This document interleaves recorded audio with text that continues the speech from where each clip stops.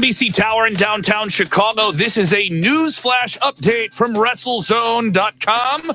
What's up, everybody? I'm Kevin Kellum, just coming off WWE NXT and AEW Dynamite. Another big Wednesday night of wrestling action across the board. AEW setting up some big matches for their pay-per-view event from Chicago this weekend at the Wintrust Arena. And a lot of hype in Kansas City. Chris Jericho apparently got the name of their quarterback wrong and got a lot of heat in their weigh-in segment, and he also got bloodied. The match of the night, though, over on AEW, if you haven't watched it live, maybe you were over on NXT, the one you got to check out is the 30-minute Iron Man match between Kenny Omega and Pac. This one went the distance, and Kenny Omega escaped. It was quite the event here. A lot of fantastic drama to the end. I won't give away everything if you haven't seen it just yet. That's the match tonight to see from AEW. A lot of angles from them, but that was the solid stuff from them. Absolutely phenomenal. Maybe the best match that Kenny Omega has had in AEW since coming on to television with Dynamite. Over on WWE NXT, they just wrapped up a main event with Charlotte Flair versus Bianca Belair, and this was something special.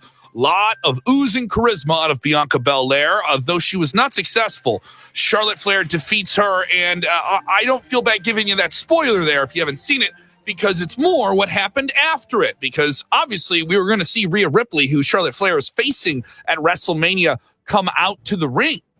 But it kind of got cut off. It would look like a rush thing there. Charlotte won, then she got the chair on Bianca's leg, then she stopped it really quickly, and Rhea's come out to the ring and looked very, very obviously rushed there at the end. If you haven't seen it, I think that'll be the thing that a lot of fans are kind of talking about there coming out of this Wednesday here.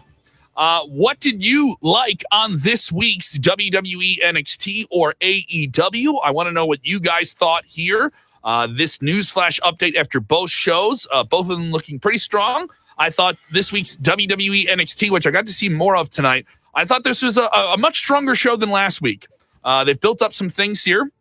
We're going to get a ladders #1 contender match for the women at TakeOver coming up in Tampa. They also set up a huge match down the line between Finn Balor and Walter, the leader of Imperium. That's part of more, maybe possibly an NXT UK match if they want to do that at their big Dublin TakeOver event coming up in April.